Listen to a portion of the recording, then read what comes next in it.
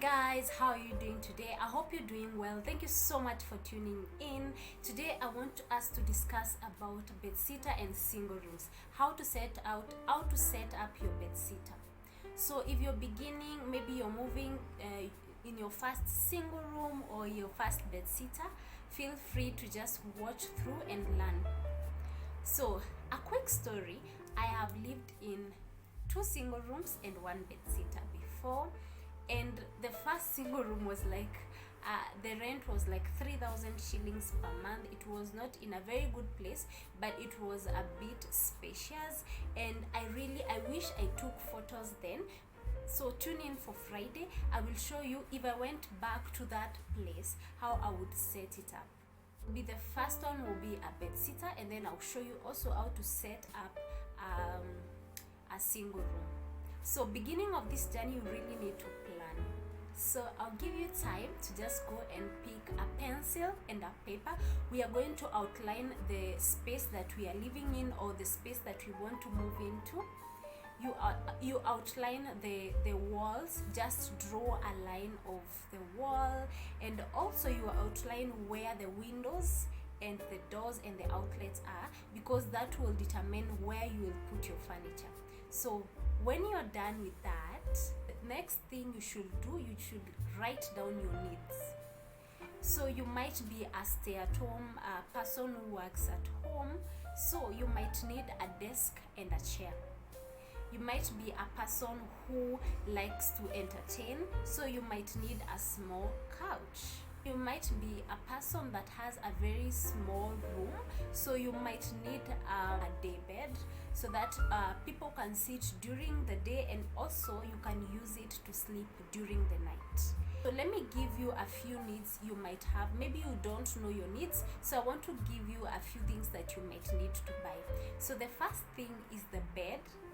The other thing is the cooker, the fridge, and the storage unit. If you don't have any storage unit in your room, you need a wardrobe if you don't have any, and it might range from the high-end ones and to the low-end ones. You know, those ones that are like paper-like, but I'll show you how to elevate them. Then you might need a chair, a desk. You might need a 2 or a 3-seater. You might need a TV stand and a TV. You might need a shoe rack.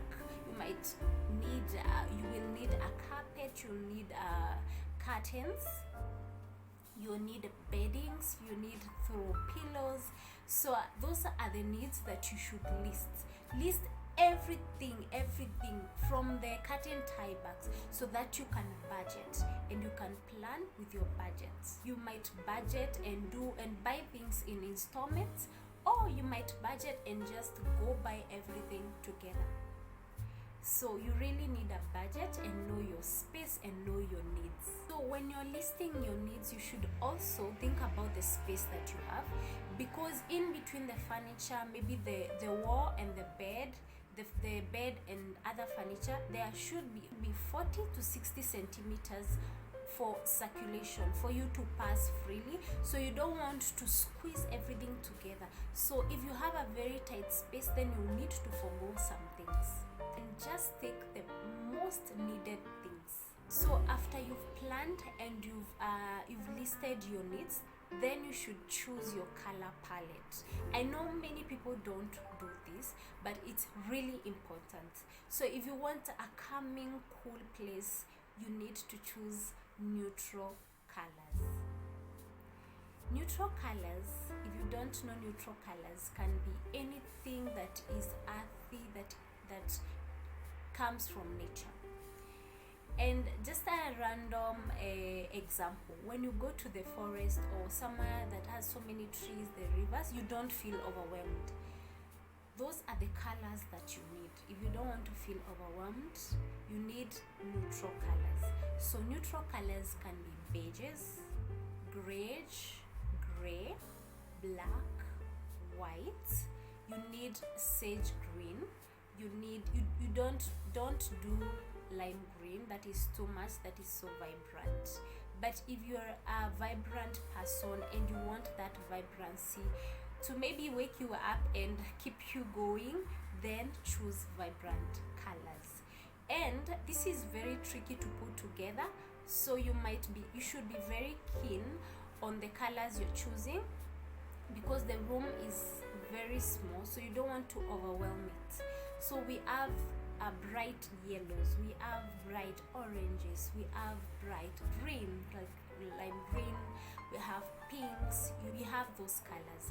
And by the way, you can mix your vibrant colors with your neutral colors to like tone it down a little bit. So you might mix your vibrant colors with maybe some whites here and there and black to tone it down a little bit. A tip for you: if you want an elegant place, choose neutral colors and then mix them with a touch of gold, silvers, chromes, copper if you like. So according to the colors that you have, you can mix maybe like two metals. You can do gold and silver, or chrome and silver. You can mix metals. So don't mix all the metals, because still the room is too small. We don't want to overwhelm the place. Also, another tip is that the neutral colors makes the room look bigger.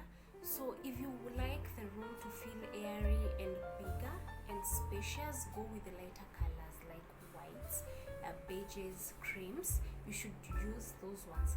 If you want a moody room, you should use the same neutral colors but added black. So if you want to use gray, use a deeper gray, a charcoal gray. If you want to a very dark place, you should use blacks. And also you can mix them with brighter colors.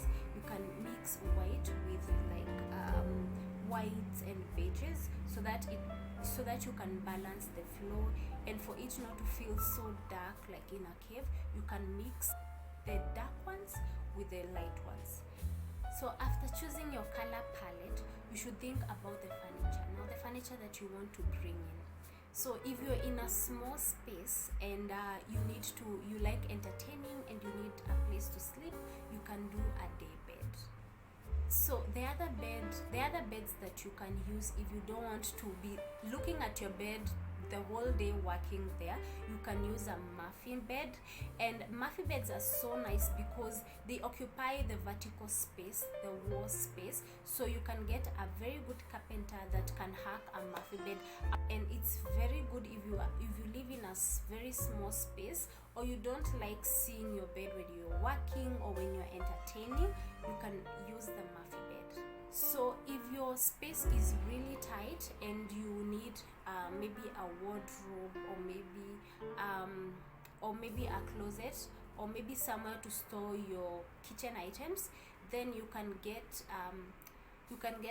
furnitures with sliding doors, because when you use furniture with the doors that open out, it really occupies that space. You cannot put anything in front of it. You need that space to open and close the door. If you really don't have the space, then use the sliding doors, and that one you can achieve by just still telling your carpenter what you need and showing them inspirational photos.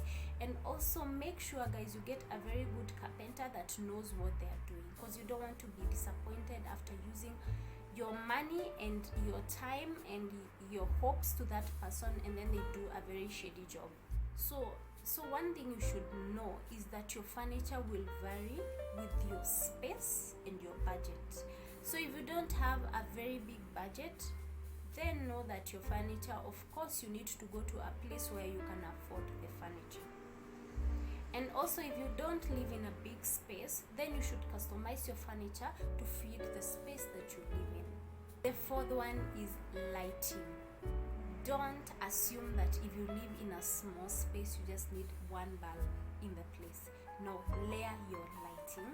And also, that one bulb that you have at the center, you should also put a beautiful chandelier on top. It will really elevate your bedsitter or your single room. And then after doing that, also elevate your room using layered lighting. So your overhead lighting might be too much in the evenings when you want to cool down to go to bed. Then use your bedside lamps, or if you don't have a space for your bedside tables, you can use a floor lamp that will also elevate the space and bring the ambient lighting. You can also add candles for lighting in the evening, and that can also elevate the place.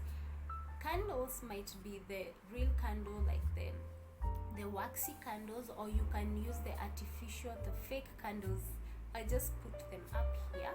You can use those candles, but please layer your lighting. Don't have one light source.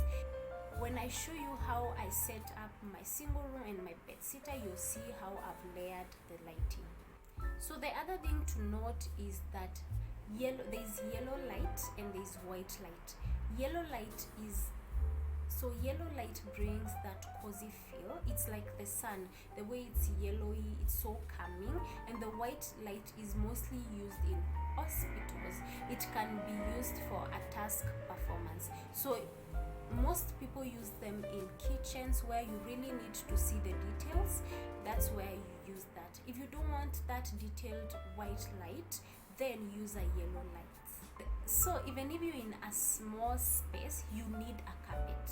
I have a full video of sizing of the carpets, how you know the right size for your carpet, and I'll link the video in the description down below. You can go and watch that. But know that you need a carpet because it's cozy. When you wake up, you just put your feet on the carpet. It's not cold because most of our small homes have tiles, or just have the normal concrete floor that is very cold during the morning hours or any time of the day. Really, it's very cold. So carpets are so essential. I'll leave that video in the description down below. So the other thing that you need in your single rooms or your bed sitters is curtains. Most of the bed sitters and single rooms have one window and one door, and most of the doors have windows. They have like the glass, so you need to put a curtain there. So one tip for you, please go with the same color and texture of the curtain. Let the curtains be similar, and also make them fuller so that they can have a beautiful effect on your walls. And if you want to know more about curtains, I'll also leave the video that I talk about the curtains down in the description below.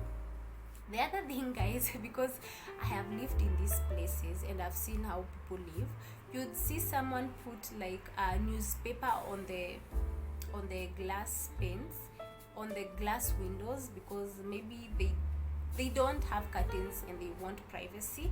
Please go get yourself curtains. The other people will just take a bed sheet and put pegs on to hold it, and that looks so shady. So just go purchase good curtains. And most of these things I'm talking about, you can pass it to the next home. Even if you're moving to a one bedroom, you can still pass them to the next home. So make good purchases that can last for long. So guys, the other point is please use your vertical space, and don't be intimidated by the landlords, because you can fix it back to the way it was. If you're not a handy person, then get a carpenter who knows what they're doing. Let them put for you shelves on the kitchen wall, because if you're living in a single room, sincerely, there's no space, there's no storage. They just give you a room for you to design the way you want. So use the vertical space. You can put your shelves and arrange your cups, your plates, your bowls.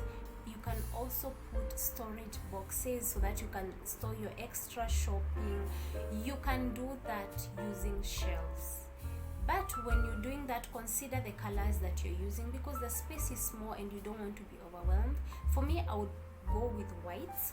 I would just do white cups. I'll go for a set of white with no patterns, and also I would do a set of glasses, maybe 6 or 4, and then you put them on the shelf, and then you get similar basket, and I would say go with a weave basket. It will look more high-end than the plastic ones. You can use those, put extra shopping, and also let them have lids. There are those ones that are sold with lids, so that you don't see all the different color packaging, so that the house look seamless. So you can do by there a floor to the ceiling shelves if you want that, or also you can do halfway and maybe put a cabinet down there. I'll also show you in my setup video that is coming soon, so turn on the notification bell so that you can be notified when that video goes down, and maybe it will go down on Friday. So share with your friends that you know live in a bedsitter or a single room, and they will get to benefit. Thank you so much guys for watching this video. I really appreciate it. I hope this really helped you. Bye. See you on Friday.